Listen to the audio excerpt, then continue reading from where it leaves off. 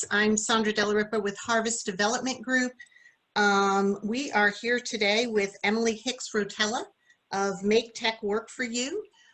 Emily is the founder of this firm. It's a data and technology consulting firm for nonprofits and mission-driven organizations. As part of her work, Emily supports staff members to learn, use, and love their data technology, which adds capacity to teams and organizations that need additional technical knowledge and skill. Boy, do we need that now more than ever, Emily. Thank you for joining us. Hi, thank you so much for having me. You're welcome. I hear you're from the Bronx too. You're like in the center of this storm. We're pretty close. Yeah, I'm in the North Bronx, so we're pretty close to the hot spot. But we're lucky that I had been used to working from home for a while, so it's a little bit more isolation than normal. But I have all remote work tips that we need. Yeah, well, thank you for making time. I know we chatted briefly this morning. I know it's a houseful, as most of us have a houseful. And as I mentioned this morning, there's something really satisfying about the shattering or the falling off of all of these kind of corporate office constructs that we work under. When I'm talking to people in their kitchen or their living room and there's family going by or kids coming on their lap, I really am enjoying that. Maybe I'm, the oddball, but I really love that. It makes it so authentic. Yeah, it's nice. I had worked full-time in nonprofit organizations for almost a decade, and I think that was something that was expressed as a value, to bring your authentic self to work. And people tried really hard, but it wasn't always easy. So the circumstances are just forcing us to do it in many ways. It's wonderful. So what are we going to talk about today? I mean, we are in the middle of this. This is where everybody is focused, even people that thought they never would be focused. My 85 and 80-year-old parents, they're kind of Luddites. They still have the flip phone, right? They didn't get one of these until recently, when she's like, if we had one of those smartphones, we could see you. Right. Yeah. I mean, we are so lucky with everything that we have available to us to deal with the structure of life now that we need to have. I have been thinking a lot about the individual interactions that I've had with the people I work with. And one of the most common interactions I've had with people is we'll look over something they're trying to do in whatever data or technology system, and we'll talk about what they want to do. And eventually it comes down to they're actually doing the work. And then they'll kind of pause and turn to me and say, like, should I click enter, or should I hit that button? Is this what I'm supposed to be doing? And I'm always just saying, try it. What could hurt? You're not hitting a delete all button. So give it a shot. Let's see what happens. And I feel like the hesitation for that in so many ways has been taken away from people, because they've had to switch so quickly and had to dive into these new processes and systems. So I'm really proud of everybody. I see a lot of folks who maybe would not have reached out for help and support to try new things are doing so now. And that's really exciting. Absolutely. I mean, these are new for us. So it took me a full week to figure out how to connect Zoom with Facebook. And many people will be like, oh, that's easy. But, the tutorials, and I finally brought in my favorite millennial to help me. And now I get it. So now I feel like, well, I could tell you how to do this. It's really empowering. Exactly. Yes. I think empowering is a great word for it. Often I'll lead a training, and the first thing I'll say is my background is that I started as a lit and theater major in college, and I did not do anything regarding data and technology or like touch Excel or CRMs or anything like that until I was already into my career and looking to learn something new.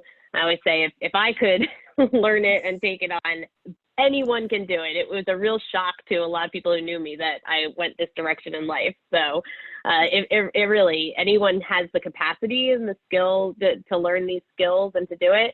The thing that I particularly focus on especially with people working in nonprofits, since that's where I've had the most experience, is the approach that you use to learning the technology, picking what you want to learn, how you're going to learn it, and how you're going to use it. A lot of times, in both good ways and bad, ambitious people will just dive into a new system and then realize, oh my gosh, I'm not sure I did right.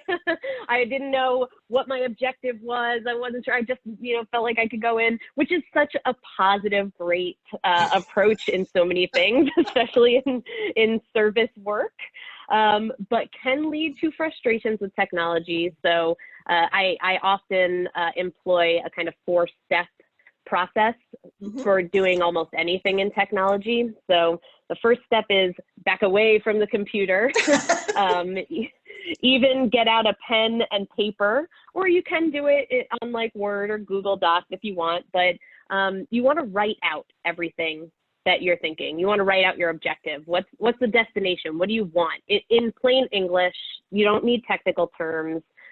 Everything that comes to mind, just get it out on the page like a free write. The second step is I recommend drawing that, trying to draw a picture and visualize what that would look like. It doesn't have to conform to anything, but let's say you're trying to build some sort of tracker in Excel. You could just draw little lines on a paper to say, here's where I would want this number, here's where I would want this color or story. Just make sure you have something visual in your mind so that when you come to a blank sheet or a blank spreadsheet, it's not too overwhelming. Third step then is actually to break down that big ideal picture that you created, because there's no one technology or one formula or function that's going to get you that grand vision. It's a lot of little pieces put together into a whole. And in fact, people know how to do a lot of those little pieces, but because they're in that big hole, it feels overwhelming. So breaking it down into the little pieces so that you can put those together. And then the fourth step is translating what you've done into the technical. Sometimes that's where people need more help, but really it's just taking the grand vision, the little pieces that you have drawn out that aren't in the technical realm really yet at all, and translating them into the technical. Interesting. So can we take a moment and kind of go a little bit deeper into those 4 points? Because first of all, I love strategy and I love diagramming. So this speaks to me in the way that my my DISC profile, right? Yes. When you say objective of what you want to do, what we're talking about really, I guess, is what is the project that you want to put into the virtual space? Is that what we're saying? And it could be anything really. Does this apply to adopting a CRM, or does this apply to translating what you might do as a nonprofit in delivery of service in real time into the computer or into the virtual space?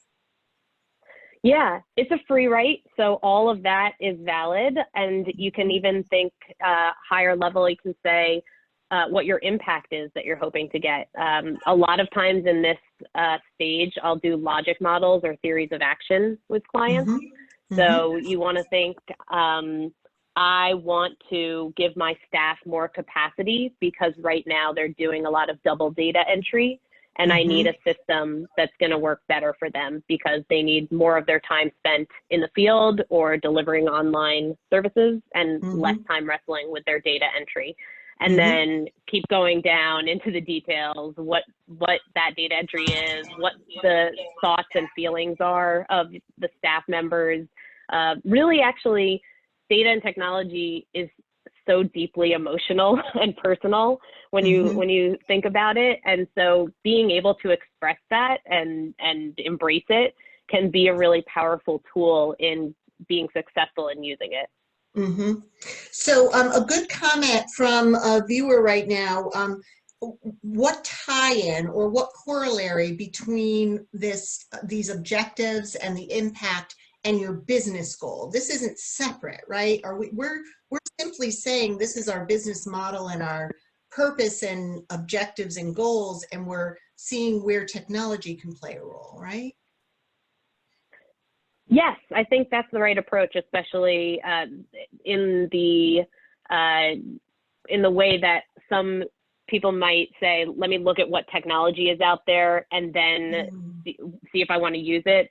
That it's okay to do that approach as well, but I think it's really valuable to start from mission and impact and your current work processes, and then review what the technology is available.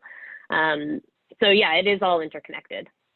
So before we get off of this first step, this, identify what your objective is and your impact, we're in the middle of I think the last 2 weeks might have been crisis. I think we're at the stage now where the dust has settled and we're looking around and going, okay, we are plague survivors, good. And here's how we're operating now. How did we get here? What advice do you give nonprofits right now to look at how they have adopted or thrown things into the technological realm, and what to do with that in planning for the future? That's a great question. And I'm sure it depends on how far along everyone is in sort of transitioning their work processes. But I know in many of the places that I have worked, it's been hard to find time for a step back. But this is a great time for a step back. And the kinds of questions that I would bring into that conversation are, what has helped? What has helped in terms of getting my work done more efficiently, getting information flow to feel better, connecting each other, and possibly organizing our work? What has felt like a headache in that? Is there anything that feels like it's wasting time? This is one of the great paradoxes I've found in mission-driven use of technology, is that sometimes it just feels like it's slowing us down when its great promise is to help us get faster and better at our work. So making sure we say, is this slowing us down, even if the promise of it is supposed to be to make us faster? So if it's slowing us down, we need to change course. And I know we mentioned using a logic model for program impact, but I think also just for daily work, sometimes that can be helpful, just as a structure to review what's going on.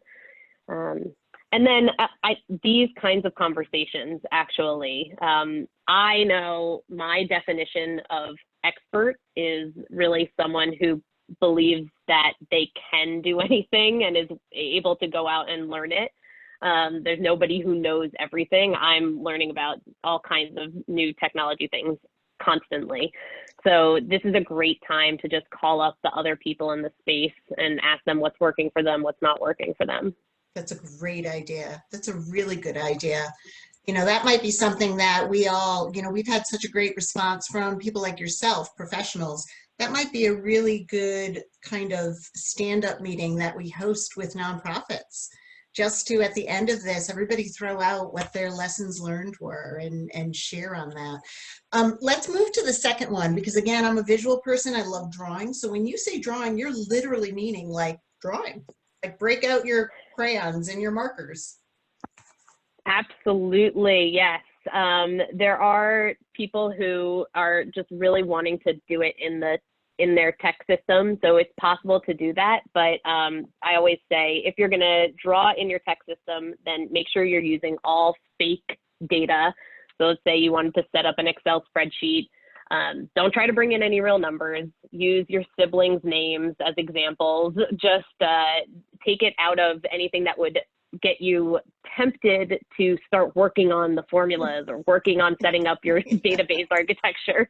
That's why pen and paper and stepping away from the computer sometimes has its value, to just make that distance a little bit so you don't go down the path that might start getting you frustrated. And there are often times where if you already have systems in place, like if you're using a certain CRM, a certain talent management system, that of course there are limitations that you know of and you've hit up against. And when you're drawing your vision, your ideal, you don't want to be restricted by those limitations. You want to break out of them, because there are often ways that these systems, their limitations can be worked around. Maybe you find from this exercise that there's actually a different system that would be better for you. So drawing separate from your system is a way to just take apart some of the box that current systems might have built around us. I love it. And what you're drawing out is actually what you've identified in your first step, right? Exactly, right. So if we're talking about, say, online fundraising and you want to be keeping track of all your new online events and where money is coming from, what your new approaches are, then you might want to, in your free write, you've talked about everything that you would want out of that. You want a great relationship with people, automated emails, you want a dashboard that comes up that shows you your progress week over week, all those things. You want to draw everything. So it might end up being lists of names and numbers, pie charts that you can imagine. Again, that you don't have to have any real numbers. You can actually make them your dream numbers if you want, right? Your goal, your progress to your goal, all of that, to get a sense of what your destination is, because in those the last two steps, when you're breaking it down and then actually trying to make it work by translating it into technology, you want a place to be going. You don't want to just be on a path that could wind off in anywhere. It's very helpful to orient around that destination. I love it. So number 3, I think a lot of people get hung up on here because many of us can see the big picture and we see where we want to be, right? Especially some of the leaders that are, watching these live streams. And that doesn't mean that they're at the top of the organization, but they're leading in thinking differently and wanting to do something that they can envision. What are we breaking down, and is there a guide to that? Are we looking at milestones based on components of what we want to build, or are there other things that we need to put as benchmarks here? How do we break that down? Yeah, luckily there's no wrong way to do this, really, and you can learn about, you'll learn, if you keep doing it, you'll sort of learn how you like to do it. I do have some like template worksheets that say, take this big picture, write out the first step, write out the reasoning, write out what information you have or don't have that you know of that would go into that step. But if we use an example of something like a fundraising goal, you can say, my grand vision is to just always be able to tell where my fundraising goal is at and where all that money is coming from really easily, and send out congratulations to my staff based on that. So when you start to break that down into little pieces, you say, okay, let me just think of that last part, send out congratulations to my staff. Okay, a list of staff member names. I have that. I can put that somewhere. That's a piece of this that I can do. All right, let me go to the next piece, like progress to goal. Well, maybe I don't know where we're at right now, but I do know my goal. So I need to be able to put my goal somewhere visual. Okay, I can do that. I don't know where we are right now, but I do know that I want it in thirds. Like if we're only a third of the way there, I want to say that's kind of red. If we're middle, 2/3 of the way there, that's yellow, and going into the green. So at least I have an idea of colors around percentages. So really breaking down just what you know, what you could do, because each of those things might be way more achievable than trying to build the whole thing at once. I love that. I love that. And that makes sense. So many of us don't know what we don't know. And, as we talked about previously, when we were setting up these live streams in Zooms, I didn't know how difficult that was going to be, right? So if we don't know what we don't know, when we're breaking this down, do we just put a box with like a question mark? Like, does technology exist for that? I don't know. Is it expensive? I don't know. Because sometimes that causes us to hold back, or it becomes an obstacle or a sticking point for discussion. Yeah, I think I would recommend those pieces that you mentioned might go into the 4th step of when you're actually translating it into tech. If you find yourself getting held back in the breaking down part, you certainly should write out any questions. Right? Getting something out of your head can be really helpful, just getting it on the page. There are definitely going to be parts that you don't know. And again, like that definition of expert, you bring it to anyone, there's going to be parts that they don't know. They're going to have to either figure it out or ask for help. So you don't want to get too hung up on thinking, can technology do this? Most of the time, if with enough time and money, technology can do almost anything, and you can find someone to do it for you. But the harder part would be to start a project with someone or start in a system that you think you know, and then later realize you didn't think about some of the parts that you really do need and are critical, and might have gone a different path if you had those laid out at first. And I think we all have stumbled upon that, especially in the nonprofit sector when it comes to CRM systems. You know, there's so many out there, and when we're translating from one to the other, we just in our firm translated from Salesforce last year or the year before to Infusionsoft. And we just now, after 2 years, have realized we need to put a stop to drive-by changes in the system. So somebody has a need and we're like, oh, we'll build a field for that. And then, you know, a year later we look and we're like, why do we have that field in there, right? So this process works perfectly for something like that, right? Get it all together, get it on paper, see where it impacts, and then make your decision. How many nonprofits that you've been working with, have increased their need for your service and also have said, you know, we're doing things differently, but this might work even beyond this time period?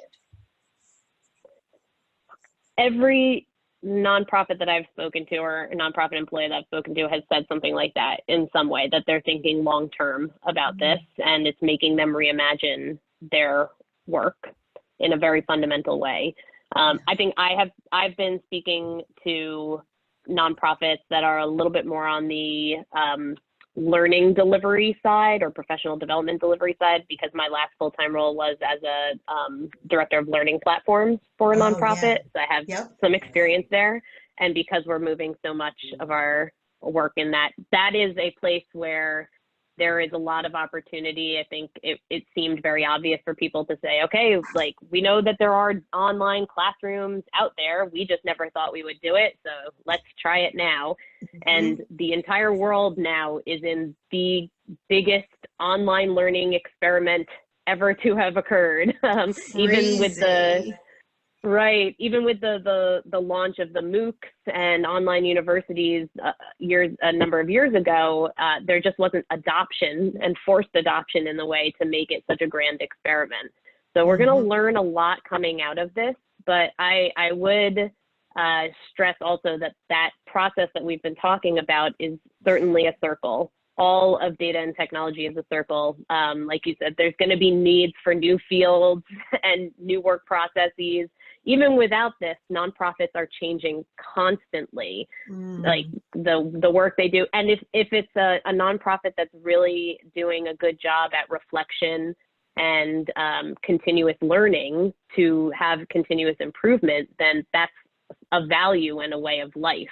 And I hope that the value of continuous improvement can be matched with the culture of data and technology, because there is a lot of power in that.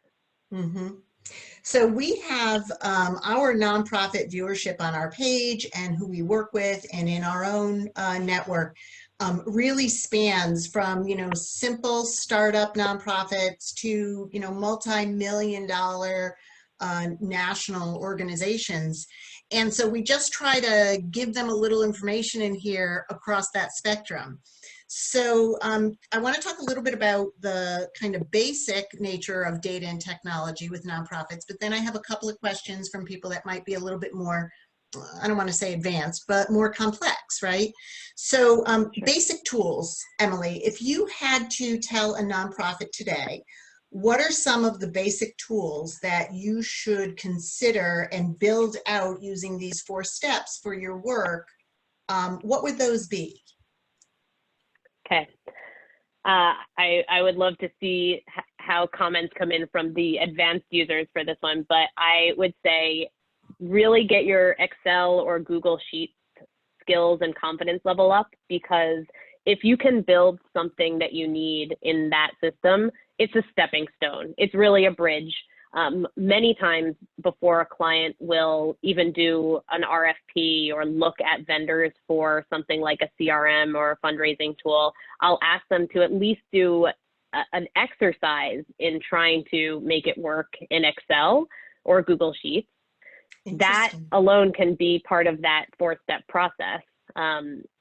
If you can make it work yourself, then you could move on to, you can graduate to the next step of having a system that has a beautiful user interface. Things like Salesforce or Infusionsoft that all of them in the end are databases that sort of on the back end you could visualize look like a bunch of Excel sheets in a way. Database architects would not necessarily appreciate that description, so I take it with a grain of salt, but that is a way to visualize it. So if you are able to do some of your work or gain your skills in doing the process of knowing your business, being able to write out your processes, taking a stab at them, doing that in Excel will put you in a much better position to go to a vendor with a list of requirements or needs and to know best if they'll be able to handle them. That's great. It's like a tabletop simulation to see where the gaps and the kinks might be, right? And you know what? Absolutely. The professionals might not agree with you, but that's a great layman's terms. I am sure everyone that, is kind of floating in this data pool right now of what do we do understood immediately. So that's great. Translation is part of it. Yep. What about some of the things that can be done now to capture this online audience? So, I think we're in agreement that more individuals, whether you're in a corporation or a nonprofit, than ever are now online. In fact, I revealed to you this morning, we got a note from Zoom saying that because of everything that's happening, our system might be unstable or might experience some instability. And thank God it didn't right now. But everyone's there. So what are some things that nonprofits can do to capture this online audience? So I think there's two different parts to that. One is the internal to the organization and then external to any stakeholders that they have externally. Internally, if the organization is able to try out a few different communication methods and document what the appropriate use of those are. So for example, Slack or Microsoft Teams, these systems are really great. They are really great and they truly can help you get out of email. And they are also obviously now widely available being used. So there's a lot of resources around them, but you really want to use them well. And you want to be clear.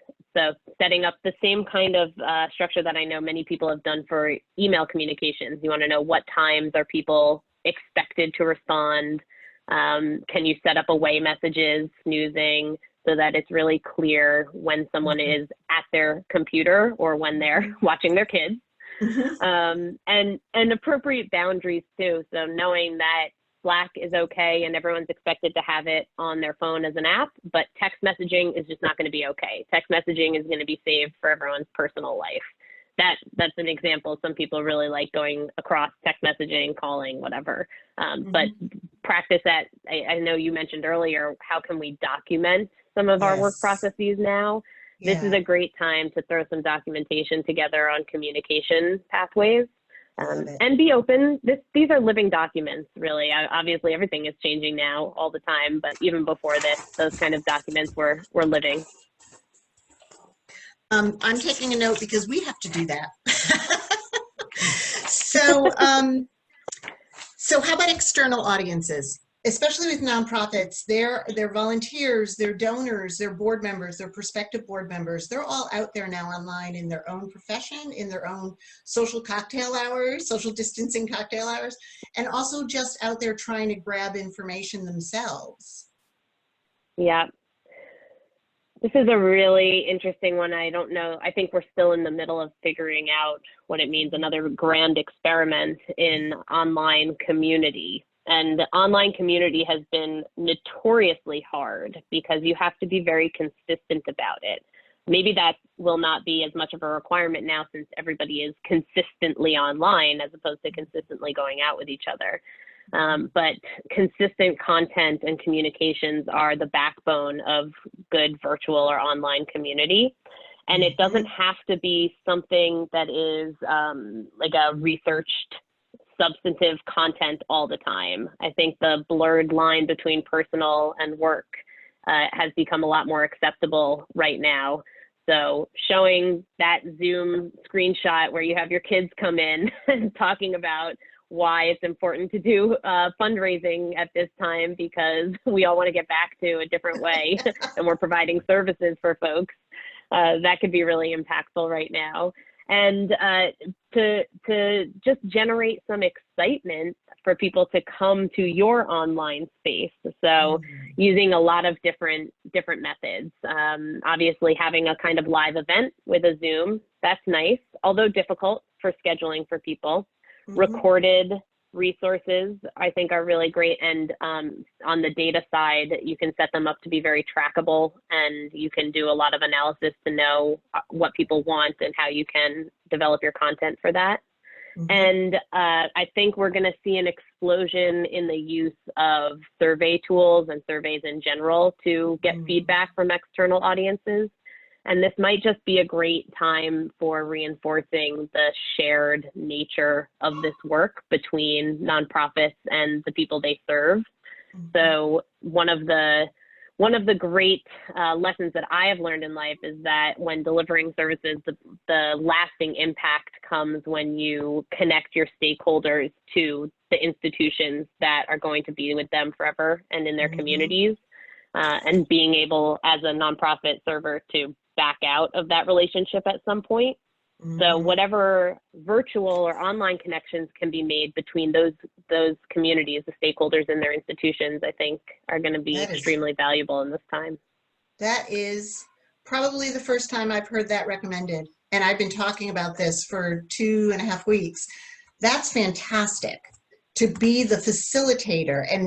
And who doesn't want that? Right? Who doesn't want their donors to understand the purpose and the mission of what they're doing? Who doesn't want their board to have more understanding and identification with what the purpose and the mission is? So bringing the stakeholders and the community together and kind of monitoring but backing out on that, that's fantastic. I would love to pick that up at a future date and talk to you more about that. That would be great. Yeah. Good. So I'm getting the high sign that we have gone a little bit over, but that's okay. These are valuable, and I know people are busy and they just drop in and drop out, and that's great. We do record these. These are pinned to the top of our page for the next day. We also have a playlist on Harvest Development Group where you can go to the Do Good Better luncheons and find all of the luncheons that we have. We have a full lineup for this week. We have some for next week as well. I don't know how long I or my team will be able to do this every day at noon, but I think after next week, we're going to go to once a week because the feedback we've been getting has been wonderful. And again, I just want to thank Emily and her family. Hi, who is this? This is Naomi. Hi, Can you say hi? Naomi. Hi. Hi, how I've are been you? watching the recordings on the Facebook group, and they're so excellent. I've been learning so much from your guests. Thank you so much for doing this at whatever frequency. No kidding. And you know, people like you that are so generous with your time, especially when you're home with your children. Thank you so much. Where can they find you, Emily, if they have more questions?